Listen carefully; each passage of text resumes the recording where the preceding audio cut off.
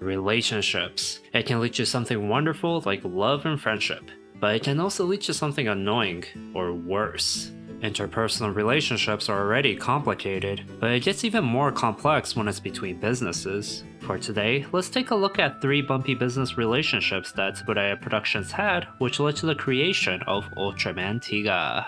First up is with the TV channel TBS, or Tokyo Broadcasting System. Ever since Ultra Q, the Ultra series has been airing on TBS. However, the relationship between this channel and Tsuburaya Production turned ice cold after the failure of Ultraman 80, which aired from 1980 to 1981. Well, I said ice cold, but the two companies actually have several interactions even after their supposed fallout. For example, the anime series Ultraman Kitsu no Kotowaza Monogatari, or the translated title being Ultraman Kids and the Stories of Japanese Proverbs, aired in 1986 thanks to one of TBS's producers who sympathized with Tsuburaya Production.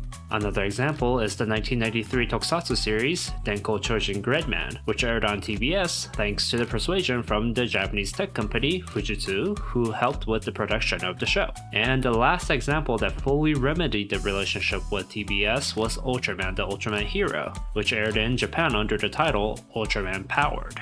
In 1995, major sponsors such as Bandai and Yomiko Advertising persuaded TBS to air this show. It's not clear what exactly made TBS forgive Tsuburaya Production, but I speculate that it had to do with heavy persuasion from Bandai, which might have saw a business opportunity to market Ultraman toys to the children of the fans who grew up with the shows in the 60s and the 70s. But of course, take it with a grain of salt. As you can see, thanks to the help from many people, Tsuburaya Production and TBS became business partners again. The bumpy relationship was problematic for the development of the newer Ultraman series, but the 16-year gap prepared the stage for a grand return of their franchise on TV. However, a massive problem awaited Tsuburaya Production. This leads us to the second company, Chaiyo Productions.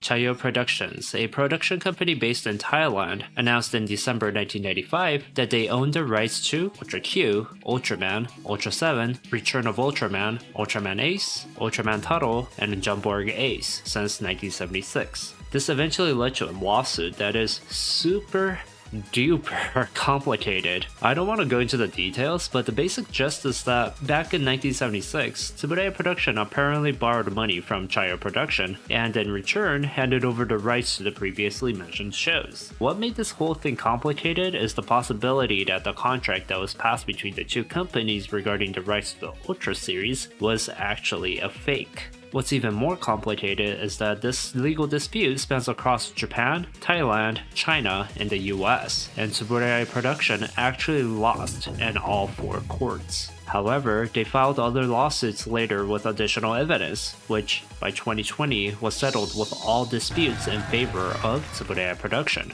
As a disclaimer though, I'm not a legal expert. I'm pretty sure my use of terminologies are not accurate, and I've simplified the facts to provide a summary of what happened. If you want to know more details about this case, Akibataku39 and Goji04 are 2 channels that actually summarized it well, so check them out if you're interested. So what does any of this have to do with Ultraman Tiga? The 1970s Ultra series developed the whole concept of the Ultra Brothers, and that the shows are loosely tied with each other. However, to have Ultraman Tiga tied with the older shows seemed risky because of the legal dispute with Chaiyo Production. To avoid any more complications, it was decided that the world of Ultraman Tiga would be set in a completely different universe. This is why Tiga is not a space alien, but is the Titan of Light that has protected the Earth since ancient times. Now let's take a look at the third and final company, Johnny and Associates. Johnny and Associates is the most famous talent agency for male idols in Japan. I'm going to explain the positive aspects for a while, so bear with me until I explain the problems that arose in the future. The reason they're part of this story is because the main character of Ultraman Tiga, Daigo, is played by Hiroshi Nagano, who was a member of V6. V6 was a pretty darn famous male idol group that only recently disbanded in November 2021. Also, Yasumi, the computer genius in the show, is played by Yoichi Furuya, who was a Johnny's Junior, which is the collective term for the young backdancers that have yet to be signed up to a group. The strategy of casting young, handsome talents in tokusatsu shows accelerated in the early 1990s, especially after the success of 1992 Super Sentai series, Kyoryu Sentai Zyuranger, which was localized as the first Power Rangers in the US. This strategy is thought to be effective in retaining the mothers of the children as viewers, and has been utilized even to this day. Okay, so they're good looking, but how about their acting? In my opinion, they both did a great job portraying their characters. Daigo was well portrayed as a hard-working young man who is dedicated to fulfilling his duties. He lacks uniqueness, but him being a simple, kind-hearted man matches the theme of the show that the power of hope exists in everyone. Yasumi might have been a bit stiff with his acting and line delivery, but he was only 14 or 15 around the time, so I think it's fine. Rather, I would say that his amateurness made him stand out as the pre-adolescent computer genius who is working among the adults. What's interesting is that because Daigo's actor was so busy working as an idol, most of the episodes don't focus on him even though he is the main character. This led to the stories putting a spotlight on the other members of Guts, the organization that Daigo and Yasumi works for, and helped to form a wide character relationships with guest characters, which led to various types of storytelling. Okay, now we're going to talk about the problems of working with Johnny and Associates. One thing you gotta understand is that as a talent agency, Johnny and Associates are super protective of the image of their idols. The company seemed very distrusting of the internet as well, making them do some business practices that are quite excessive. One of the more infamous practices was removing the pictures of their idols online. If a magazine or CD album featured the idols but were sold anywhere online aside from the official website, the images had to be grayed out. Even the memorial book, Ultra Tokusatsu Perfect Mook Volume 3 Ultraman Tiga, was affected, and this book was published in August 2020. If you buy the ebook edition, the most images of Daigo are grayed out. This restriction bound Ultraman Tiga, and is the reason why it wasn't available on streaming platforms for the longest time. However, the situation seems to be finally changing.